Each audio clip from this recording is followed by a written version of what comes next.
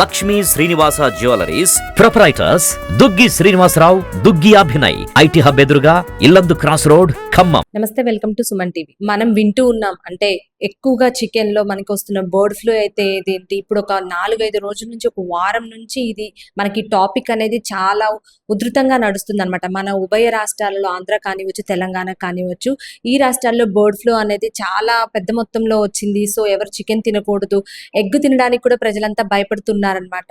So అది మన ఆంధ్రాలో ఆల్మోస్ట్ తినొద్దు ఒక 4 రోజుల పాటు అని గవర్నమెంట్ చెప్పడం అయితే జరిగింది. సో మన తెలంగాణ విషయానికి వస్తే, మన తెలంగాణలో అయితే ఇంతవరకు ఎంటర్ అవ్వలేదు బర్డ్ ఫ్లూ అని చెప్తున్నారు.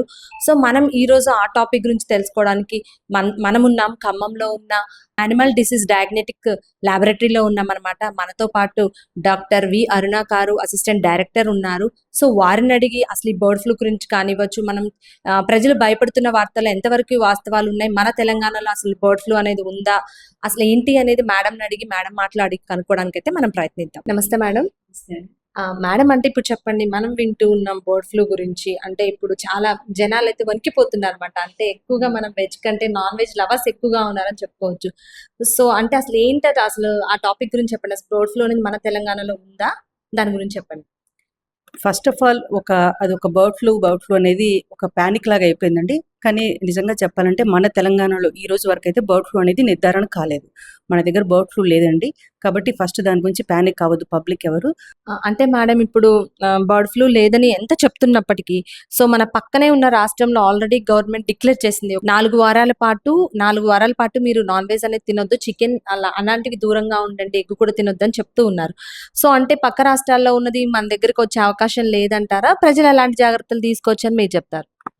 పక్క రాష్ట్రాల్లో ఉన్నప్పుడు డెఫినెట్గా వచ్చే అవకాశం ఉంటుంది. ఎలా వస్తుంది అంటే అది లైక్ బర్డ్స్ మూమెంట్, ఏవైనా బర్డ్స్ అలా సిక్ అయిపోయిన బర్డ్స్ని అక్కడ ఇంటర్స్టేట్ బార్డర్స్ నుంచి మన జిల్లాల్లోకి రావడం వల్ల, పర్సన్స్ రావడం వల్ల, వెహికల్స్ ద్వారా, అలానే మైగ్రేటరీ బర్డ్స్, ఇలా రకరకాలుగా వచ్చే అవకాశం ఉంది. కానీ రైట్ నో వైట్ ఏంటంటే అలా రాకుండా ఉండడానికి కంట్రోల్ పాయింట్స్, చెక్ పోస్ట్ అనేది మన హైయర్ అప్స్, కలెక్టర్ గారి ఇన్స్ట్రక్షన్స్ ప్రకారము చెక్ పోస్ట్ అనేది ఏర్పాటు చేసి కంట్రోల్ ఆఫ్ ద వెహికల్స్, అంటే ఈ బర్డ్స్ ఏవైతే క్యారీ చేస్తున్నారో లైవ్ బర్డ్స్ కానీ, ఎగ్స్ కానీ పక్క రాష్ట్రం నుంచి, అవన్నీ ఒక కంట్రోల్ చేసి మూవ్మెంట్ ఆఫ్ వెహికల్స్ అనేది రెస్ట్రిక్ట్ చేశారు. ఇప్పటికైతే మన దగ్గర అలాంటివి ఏమీ నోటీస్లోకి రాలేదు. వ్యాధి నిర్ధారణ అయితే కాలేదు మన దగ్గర. అంటే ఓకే, ఇప్పుడు మన తెలంగాణ రాష్ట్రంలో వ్యాధి నిర్ధారణ ఏ కోళ్ళకి వచ్చింది, ఆజుకి మాత్రం లేదంటారు. సో అంటే ఒక ఫర్దర్ గా ఒకవేళ ఏదైనా పానిక్ అవుతున్నారు కదా, సో జనాలు ఎలాంటి వాళ్ళకి ఏదైనా సిమ్టమ్స్ ఎలాంటివి కనిపిస్తే వాడు అలా అంటే ప్రజలు అలాంటి నిర్ధారణకు రావచ్చు అంటారు. ఒకవేళ మనకి బర్డ్ ఫ్లూ, మనం తిన్నాము, చికెన్ తిని ఉంటారు, సో వాళ్ళకి ఎలాంటివి సిమ్టమ్స్ కనిపిస్తే ఒకవేళ వచ్చే అవకాశం ఉందంటే ఏం చెప్తారు మేడం? ఒకవేళ అంటే బర్డ్ ఫ్లూ అనేది హ్యూమన్స్కి రాదండి. ఫస్ట్ అది అపోహ మాత్రమే. హ్యూమన్ టు హ్యూమన్ ట్రాన్స్మిషన్ లేదు. అలానే బర్డ్స్ నుంచి కూడా హ్యూమన్స్ ఇంతవరకు ఎక్కడ రాలేదు. అలా వచ్చే అవకాశం చాలా అరుదు. ఎవరైతే పౌల్ట్రీతో, అంటే పౌల్ట్రీ ఫార్మ్స్లో వెరీ క్లోజ్గా వాటితో వర్క్ చేస్తారో, ఆ ఫామ్లో వర్క్ చేస్తారో వాళ్ళకి ఎవరికో ఒకళ్ళకి ఇద్దరికి వచ్చే అవకాశం ఉంటుందేమో. అది ఇంతవరకు అసలు ఎక్కడ రాలేదు, మనకైతే రిపోర్ట్స్ కూడా లేవు. ఒకవేళ వచ్చిన మైల్డ్ ఫ్లూ, కొంచెం కాఫ్, అలాంటి సిమ్టమ్స్ మాత్రమే కనిపిస్తాయి.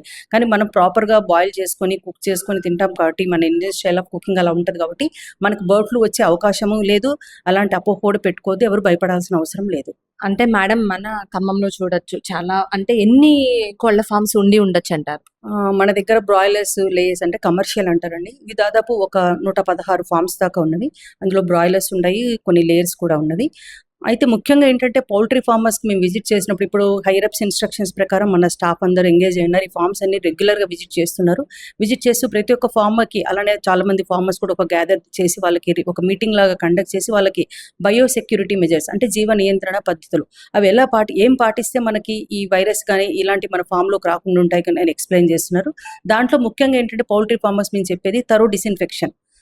డిస్ఇన్ఫెక్షన్ అంటే ఫామ్ మొత్తం చుట్టుపక్కల, ఫామ్ చుట్టూ పరిసరాల ప్రాంతాలు, అదేవిధంగా ఫామ్ లోపల కూడా ప్రాపర్గా డిస్ఇన్ఫెక్టెంట్ యూజ్ చేసుకొని మనము స్ప్రే చేసుకోవాల్సి ఉంటుంది రెగ్యులర్గా. ఇప్పుడు ఇంకొకటి, అది కాకుండా బయట నుంచి ఎవరైనా పర్సన్స్ వచ్చారనుకోండి, డైరెక్ట్గా ఫామ్లోకి ఎంట్రీ ఇవ్వకూడదు. వాళ్ళకి తప్పనిసరిగా వాళ్ళు రావాలి అంటే అవసరమైతే ఆ ఫామ్లో వర్క్ చేసే వాళ్ళని, ఆ ఫామ్కి రిలేటెడ్ అయిన పర్సన్స్లోనే లోపలికి వెళ్ళి చేయాలి. ఒక రెస్ట్రిక్టెడ్ బోర్డు, ప్రవేశం లేదు, అలాంటి ఒక ఎంట్రీ బోర్డు పెట్టుకోవాలి తప్పనిసరిగా. ఎవరిని పడితే వాళ్ళని ఫామ్లోకి రానివ్వద్దు. అదేవిధంగా ఒకవేళ ఫామ్లోకి తప్పనిసరిగా బయటికి వెళ్ళొచ్చిన వ్యక్తి, ఫామ్ పర్సన్ లోపలికి వెళ్ళాలంటే ఫుట్ బాత్ అంటారు. అంటే ఎంట్రన్స్లో మనకు షెడ్ దగ్గర కానీ ఫామ్ ఎంట్రన్స్లో కానీ ఫుట్ బాత్ అనేది ఒకటి ఏర్పాటు చేసి దాంట్లో ఒక డిస్ఇన్ఫెక్టెంట్ ఏదైనా డిస్ఇన్ఫెక్టెంట్ వేసి దాంట్లో మన కాళ్ళు అంటే చెప్పులు మన కాళ్ళు తడిచిన తర్వాతే ఫామ్లోకి ఎంటర్ కావాలి. అలా చేయడం వల్ల ఏంటంటే వైరస్ అనేది ఏదైనా ఒకవేళ వచ్చినా అక్కడ కిల్ అయిపోతుంది, అక్కడ లీవ్ అయిపోతుంది. అదేవిధంగా వెహికల్స్ బయట నుండి వెహికల్స్ దానా వెహికల్స్ వస్తుంటాయి, గుడ్ల వెహికల్స్, ఎన్ని వెహికల్ లోపలికి వచ్చినప్పుడు ఫామ్ దగ్గర అంటే షెడ్ దాకా వెహికల్ని ఎలో చేయకుండా బయటనే ఎలో చేసి అక్కడ కూడా ఒక ఫుట్ బాత్ వీల్ అనేది దాని చక్రాలు మెయిన్గా ఈ వైరస్ అనేది రకరకాలుగా వ్యాప్తి చెందుతుంది బండి ద్వారా అంటే వెహికల్స్ ద్వారా మనుషుల ద్వారా అనుకున్నాం. కాబట్టి ఏదైతే వెహికల్ వచ్చిందో ఆ వెహికల్ యొక్క చక్రాలు అనేది ఆ డిస్ఇన్ఫెక్టెంట్లు డిప్ అయ్యాలన్నమాట. అలా డిప్ అయ్యి ఒక 15 to 20 minutes అలా సోక్ కావడంలో వైరస్ ఏదైనా ఒకవేళ వెహికల్ ద్వారా వచ్చినట్లయితే అది కూడా కంప్లీట్గా డిస్ఇన్ఫెక్ట్ అయిపోతుంది. అలా డెఫినెట్గా వెహికల్స్ కానీ పర్సన్స్ కానీ ఎవరు వచ్చినా సరే ప్రాపర్గా డిస్ఇన్ఫెక్టెంట్ చేసుకున్న తర్వాతే షెడ్లోకి ఎంట్రీ చేయాలి. ఇదే కాకుండా బయట నుంచి ఇంకా మైగ్రేటరీ బర్డ్స్ అంటారు, అంటే బయట నుండి వలస పక్షులు, ఇలాంటి వలస పక్షులు రాకుండా కూడా జాగ్రత్తలు తీసుకోవాలి. అంటే చుట్టూ పరిసర ప్రాంతాల్లో ఏమైనా వాటర్ స్టాగ్నేషన్ ఉందా, ఏమన్నా గాబులు అలాంటి వాటర్తో ఉన్నట్టు సరే వాటర్ అనేది ఏమీ లేకుండా కంప్లీట్గా డ్రైన్ చేసుకోమని చెప్తున్నాము.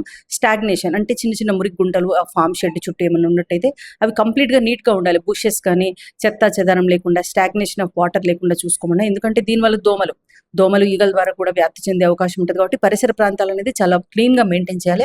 అండ్ అదే కాకుండా ఇంకా ఇప్పుడు చెప్పుకున్నట్టు డిస్ఇన్ఫెక్షన్తో పాటు పర్సన్స్ కంట్రోల్తో పాటు అక్కడ ఫామ్లో వర్క్ చేసే వాళ్ళు కూడా ప్రాపర్గా శానిటైజేషన్ అంటే లైక్ ఇప్పుడు కరోనా టైంలో ఏం చేసాం మనం ఒక 10 minutes ప్రాపర్గా బాగా హ్యాండ్ వాష్ చేసుకోమని చెప్పి మనకి గైడ్లైన్స్ అలా ఇచ్చారు, మనం పాటించాం కూడా. అదేవిధంగా అవసరమైతే ఫామ్లో వర్క్ చేసే వాళ్ళు కూడా చాలా ప్రాపర్గా హ్యాండ్ వాష్ చేసుకోవడం కానీ, ఒకవేళ వాళ్ళు బయటికి వెళ్ళినా సరే వాళ్ళు కూడా మళ్ళీ లోపలికి షెడ్లోకి వచ్చినప్పుడు వాళ్ళు డ్రెస్ చేంజ్ చేసుకున్నాడు అలాంటి జాగ్రత్తలు పాటించాలని ప్రతి ఒక్కరికి ఇప్పుడు మనం బయోసెక్యూరిటీ మనం ప్రాపర్గా చేసినట్లయితే ఈ ఏవైతే చిన్న చిన్న ప్రివెంటివ్ ఆస్పెక్ట్స్ మనం చేసినట్లయితే ఆ వైరస్ అనేది ఎంట్రీ కావడానికి అవకాశం ఉండదు. అదే ఇప్పుడు అందరికీ అవేర్నెస్ ప్రకారంగా మన డాక్టర్స్ అందరూ రెగ్యులర్గా ఫార్మర్స్ అందరికి చెప్తున్నారు. షెడ్స్ అన్ని ఫార్మర్స్ మన పౌల్ట్రీ షెడ్స్ కూడా విజిట్ చేసి మానిటర్ చేస్తున్నారు, ఎలా పాటిస్తున్నారు, ఏమైనా ల్యాక్యూనా ఉందా అవన్నీ మానిటర్ చేస్తూ వాళ్ళకి అవేర్నెస్ క్రియేట్ చేస్తున్నారు.